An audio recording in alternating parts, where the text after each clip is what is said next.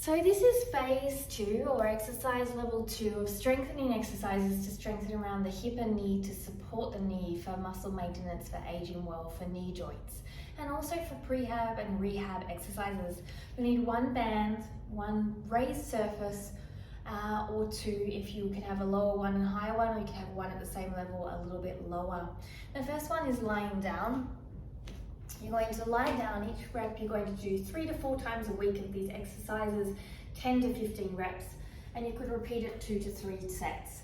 So you're going to lie down, leg is straight, the other leg is turned in, and you're going to push back, and you're going to hold for 1 to 2 seconds, and then bring it back forward. The foot is pointing down, and as you push back, if you are arching your back too much, reduce how far you push back. It's not in the back, it's in the glutes and the leg that you're doing this.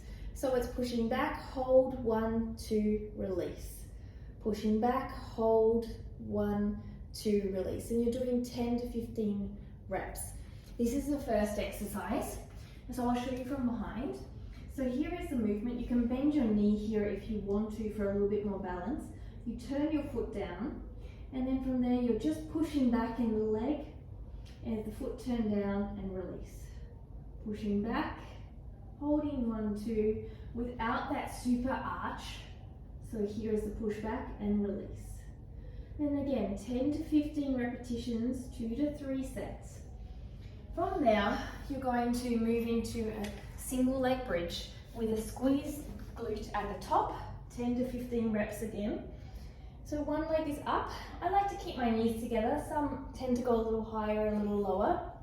And then from there, you're lifting up. Squeeze, keep your hips even, engage a little higher with the glute, and down, 1. So 1, 2, that's 2. 1, 2, that's 3.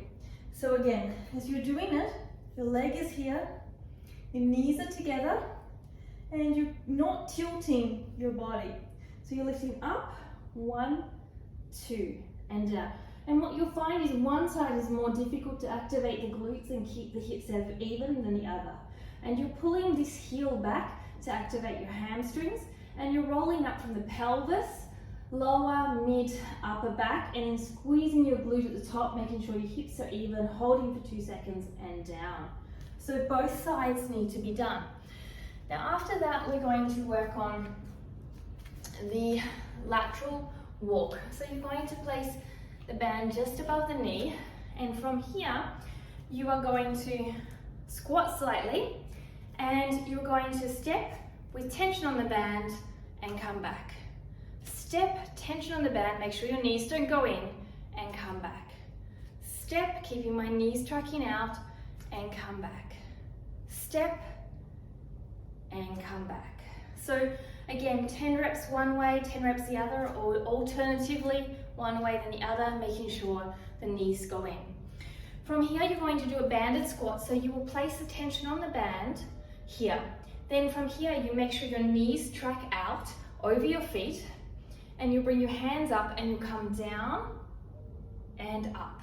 So from the side, come down and up. And the band here is pressing, come down, ribs are in, push the hips back a little bit and up. You're going again doing 10 to 15 repetitions.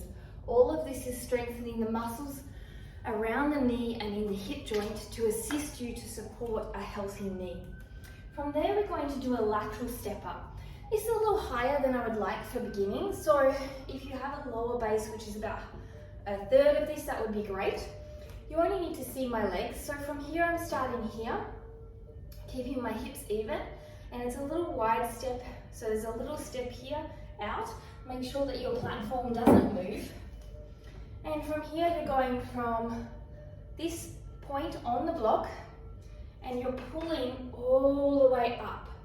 And you're keeping your knee tracking straight ahead. So it shouldn't do this, and it shouldn't do this as you come up. That's why starting with the lower block.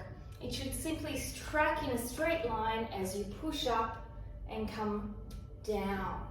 So you want to go up slowly, 1, 2, 3, and down, 1, keeping that knee tracking, 2, 3.